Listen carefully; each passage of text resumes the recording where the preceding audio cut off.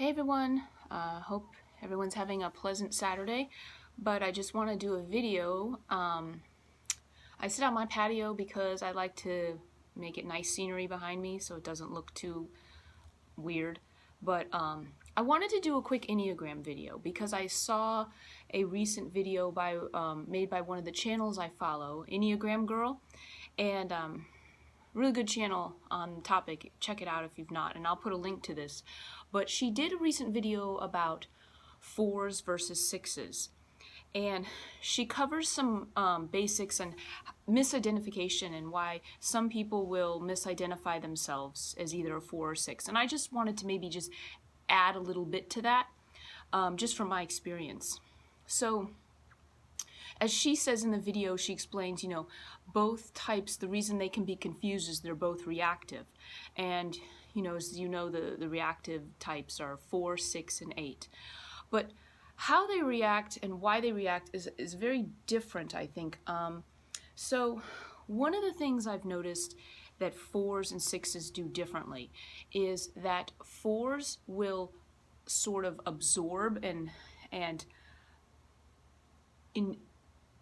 internalize, that's the word I want, and 6s will project. Now the example of this is that a 4 is in a moment of stress.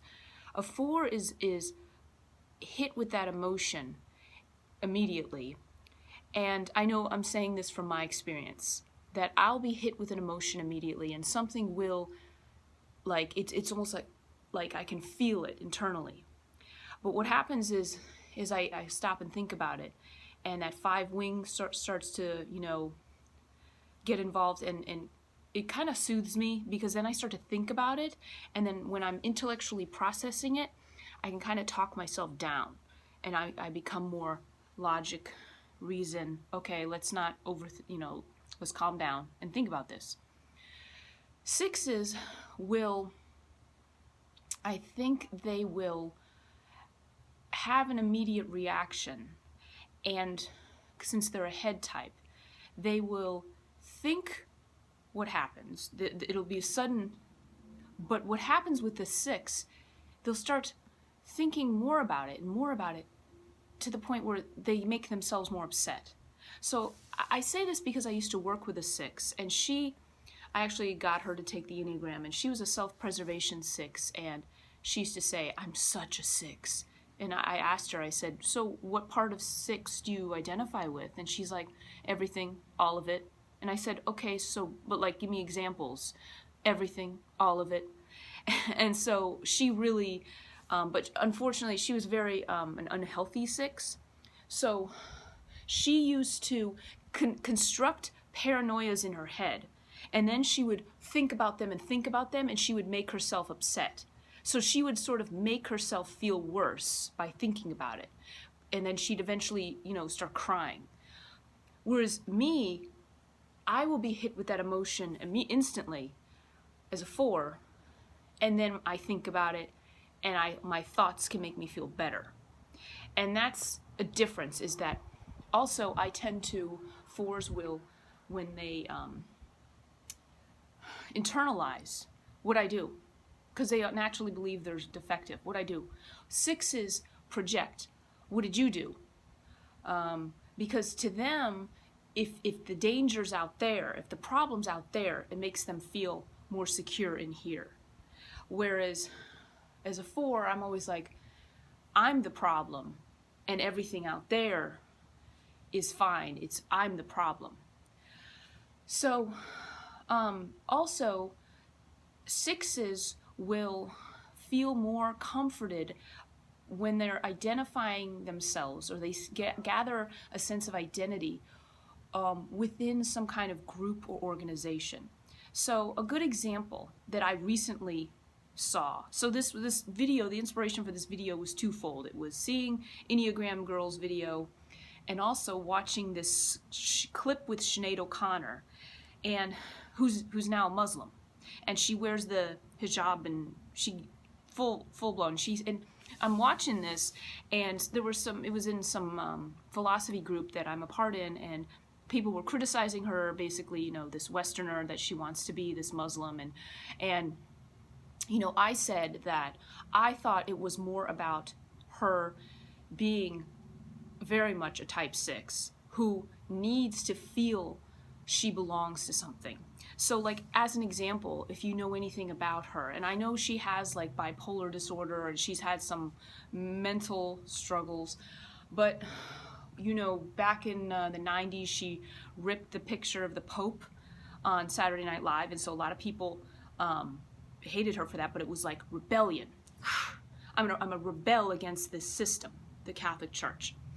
Then she became a Catholic priestess for a while, and now she's a Muslim. And she says that when she started to read the Quran, it was like she always knew she was a Muslim, that being a Muslim is something you just are. And so now she identifies herself as this. And I'm watching this and I'm like, this woman is a 6. And that's where you can kind of really tell.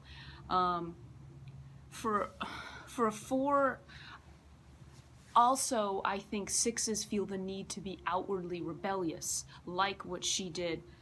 I'm going to rip the poster on, 4s, at least from my experience, are inwardly rebellious. I was always inwardly rebellious. I didn't necessarily display any sort of, I looked like a normal kid growing up or teenager. I was never into drugs or going out and partying, because I said to myself, like, I was like, well, I don't want to do that if that's what they do. And I never dressed any rebellious way. I mean, I dyed my hair in college, pink and blue, but that was nothing. That's not what I'm talking about. I never identified with any kind of group, so I never was someone who dressed goth or dressed in this emo or anything like that. And I think 6s tend to feel comfortable when they dress. You'll see a lot of people dressing in a certain way, and they feel like a part of a movement, and they feel like almost a commiseration that all of us are misunderstood and we all are we bond together, and that's where they feel their unity. I know with me as a social 4, that's my variant, is I never feel like I fit in any group. So it's odd, because I was just thinking before I made this video how I'm able easily to talk to a phone and record a video, but were I to record myself talking one-on-one with someone, I'd be much more, I think, reserved.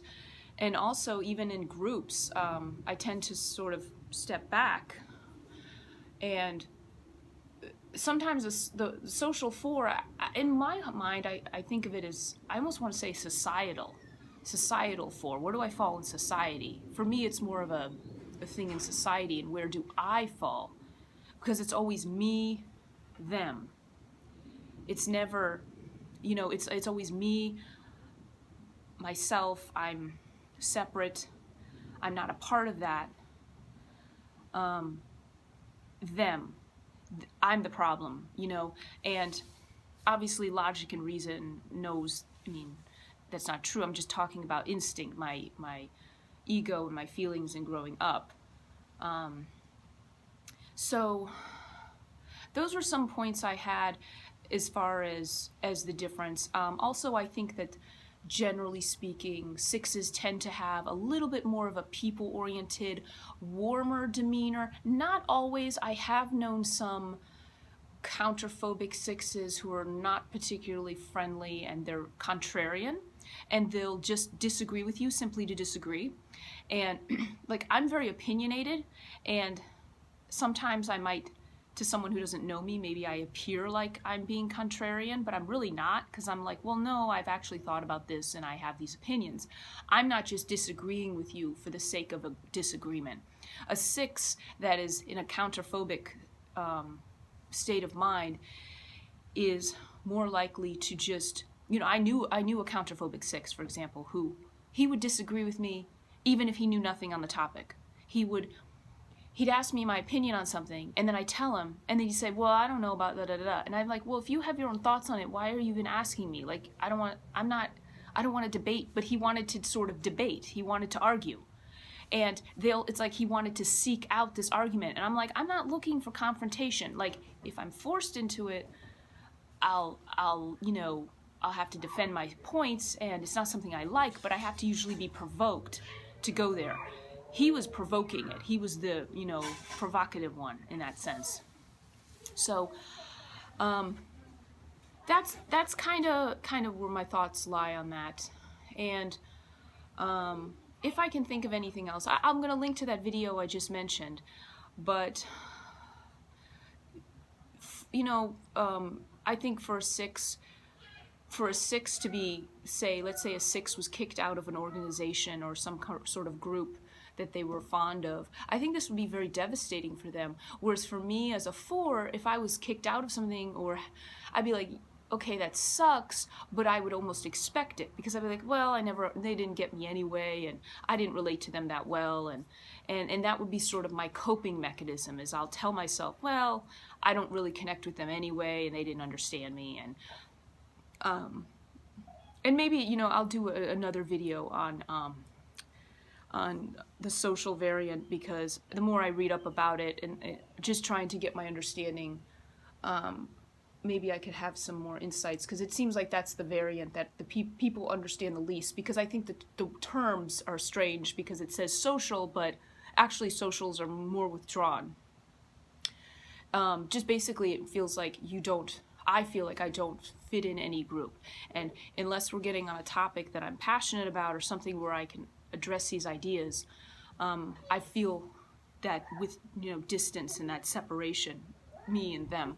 So that's about all I have for right now. I definitely have some other video topics in line, but I just wanted to get that out there, and I will be in touch with any other thoughts I have, and I thank you for listening. And if you'd like to see more, please, if you'd like to subscribe and follow my channel, you're welcome to. I don't ask people to do it, but it's fine. Or just pop on by and make a visit every so often. But I'll be keeping active, so I hope everyone's having a pleasant afternoon, and I will be in touch soon. Thank you for listening. Bye.